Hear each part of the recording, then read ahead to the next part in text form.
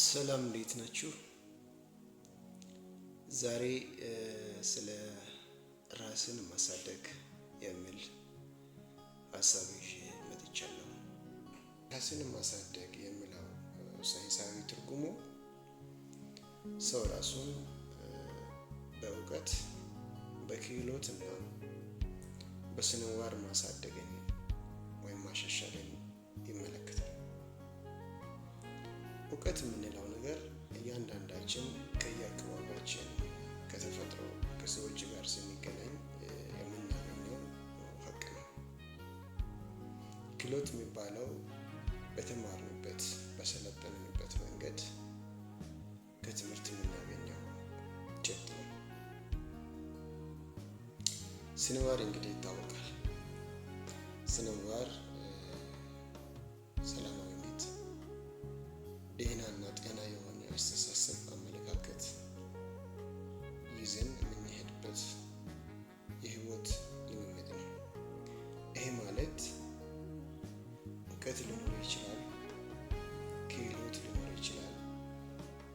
ስነምግባር ግን ከሌለ ዋጋ የለም። ስነምግባር ለእውቀትና ለክህሎት ምሰሶ ነው። ስነምግባር ሲኖር፣ እውቀት ሲኖር፣ ክህሎት ሲኖር አንድ ሰው ሙሉ ሰው ነው። በህይወት ላይ እድገት በምናደርግበት ጊዜ ራስን ማወቅ፣ ራስን ካወቅ ራስን መንገድ ትከተላለህ። በህይወት ዓላማ ያለው ሰው መሆን። ዓላማ ከሌለ የለም። ዓላማ የሌለው ሰውና አቅጣጫ የሳተ ሰው አንድ ነው። በአእምሮ አስተሳሰብ መብሰል ያስፈልጋል። ከዛ ውጪ ሁል ጊዜ ሰላማዊ መንገድን መምረጥ፣ አእምሮን ለዛ ነገር ማዘጋጀት ያስፈልጋል። ይሄ ራስን ማሳደግ ከቻለን በውስጣችን በራስ መተማመን ይፈጠራል። ስለዚህ የራስ መተማመን ካለ ደግሞ ስራችንን፣ ተግባራችንን ማሳደግ እንችላለን።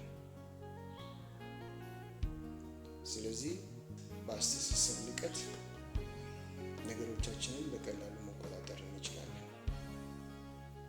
ይሄ ከሆነ ከሰዎች ጋር መልካም የሆነ ዝምድና መፍጠር እንችላለን።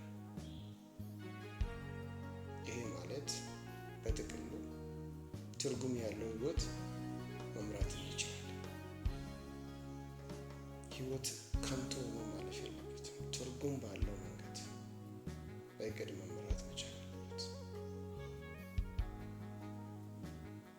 ራሳችንን ለማሳደግ በምንፈልግበት ጊዜ ሁሉ ነገር አልጋ ባልጋ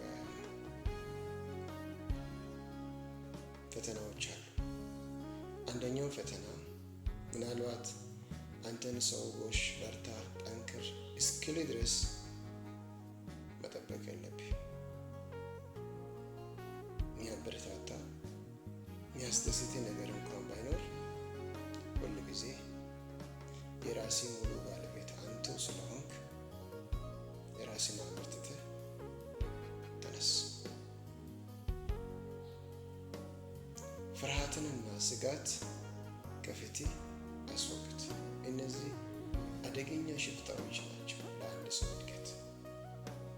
በፊትህ ይቆማሉ። ትከስራለህ፣ ትወርቃለህ፣ ትጠፋለህ ይለዋል። ስለዚህ ባለበት ስፍራ ቁጭ ብለህ ቀላል ህይወት እንድትኖር ያደርጋል።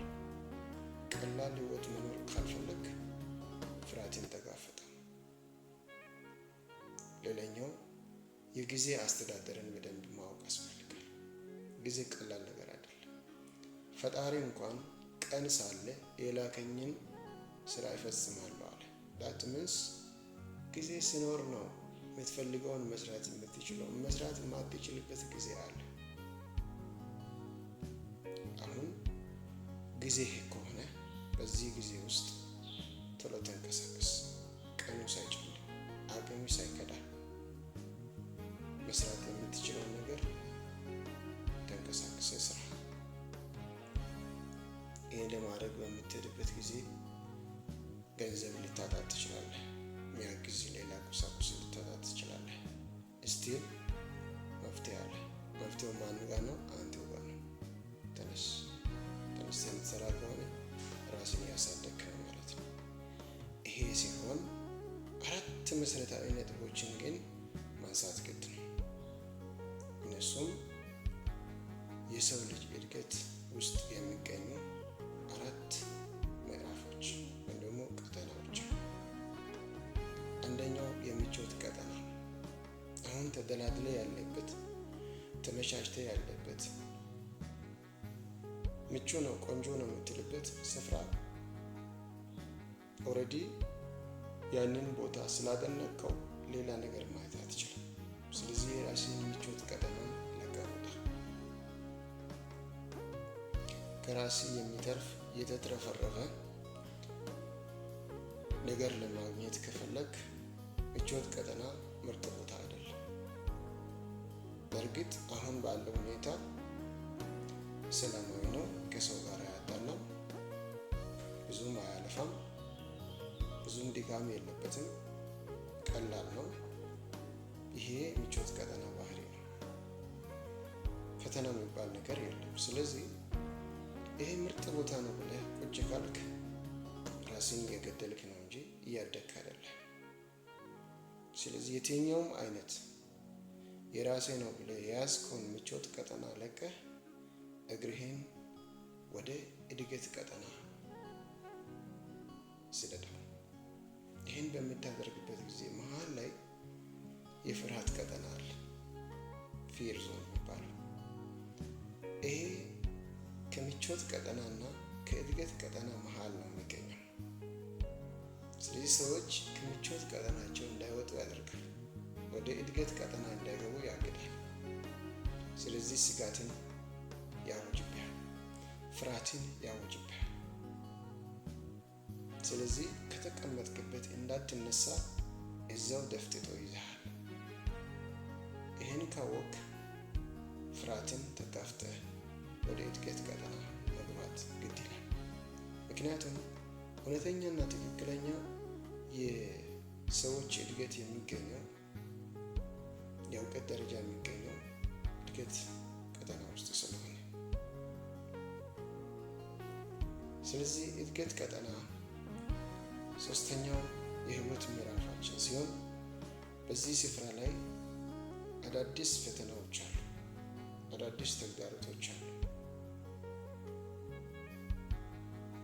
አዳዲስ እድሎች አሉ። እነዚህን እድሎች ፈተናዎችን ተጋፍተህ ነው የምታገኘው።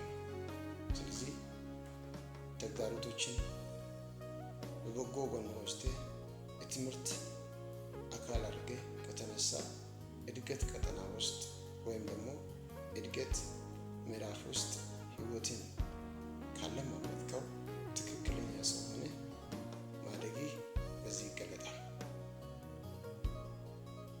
4ኛው የአደጋ ቀጠና። ምናልባት እንደዚህ ስናወራ እናንተ የት ቀጠና ውስጥ እንዳላችሁ እና ራሳቸውን ትፈትሻላችሁ ብዬ ተስፋ አደርጋለሁ።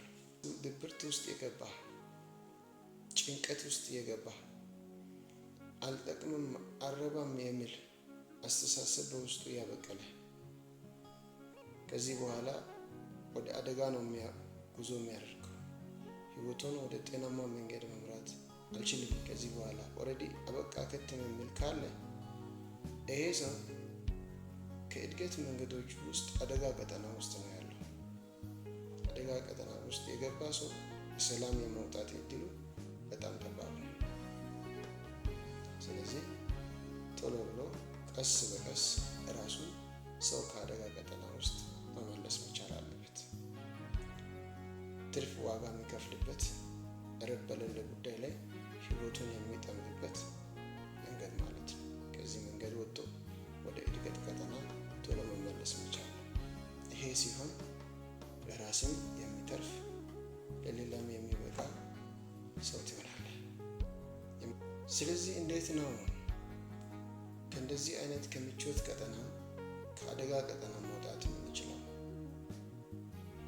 የፍርሃት ቀጠናን መሻገር የምንችለው? በእድገት ቀጠና ለመገኘት የምንችለው? አንደኛው ቀስ በቀስ ነው የምንወጣው። አንዴ ነቅለን መውጣት አንችልም። ምክንያቱም ለበርካታ ዓመታት እዛ ውስጥ ስለቆየን በአንድ ጊዜ መውጣት አይቻልም። ቀስ በቀስ እንወጣለን። ሁለተኛው ከተሳሳትክ ስህተትን ተቀበል፣ አትፍራ። ከተሳሳትክ ተሳስተሃል፣ ስህተትን ለትምህርት ቀይረው። ማደግ የሚችል መለወጥ የሚችል አእምሮን አለማመድ። አእምሮ ማደግ ይችላል፣ ፐርፌክትሊ መለወጥ ይችላል።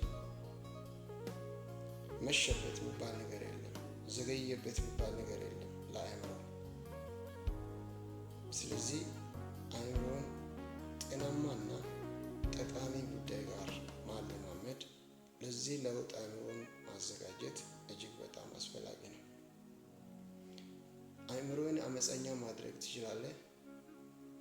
አእምሮን ደግሞ ጤናማና ምርታማ ማድረግ ትችላለህ። ስለዚህ ሁል ጊዜ አእምሮን ከጤናማ ነገር ጋር ማለማመድ አስፈላጊ ነው። ሌላ ብቻዬን የትም አትደርስምና ከሌሎች ሰዎች መልካም ተሞክሮችን መቅሰም፣ ምክር መቀበል ስለሚያስፈልግ ሰዎች ጋር ተጠጋ። ጥሩ ምክር ታገኛለህ፣ በዛውም ህይወትን ወደ መልካም ጎዳና ታመጣለህ። ይህን ሲታደርግ ደስ የሚል ህይወት ይኖራል። የራስን ያንተን እድገት በፍጥነት ታሳድጋለህ። ስራህን ታሰፋለህ። አዳዲስ ህይወት ልምምዶችን፣ ጤናማና መልካም የሆኑ ልምምዶች ጋር በፍጥነት ይደርሳል። ስለዚህ ቶሎ ብለህ ከምቾት ቀጠናይ ወጣ። ከአደጋ ቀጠናይ ወደ ኋላ ተመለስ። የፍርሃት ቀጠናይን ሰብረህ ተሻገር። በእድገት ቀጠና እንገናኝ። መልካም ጊዜ። ጂኬዲ ማህበራዊ ጉዳይ ማማከርና ማሰልጠን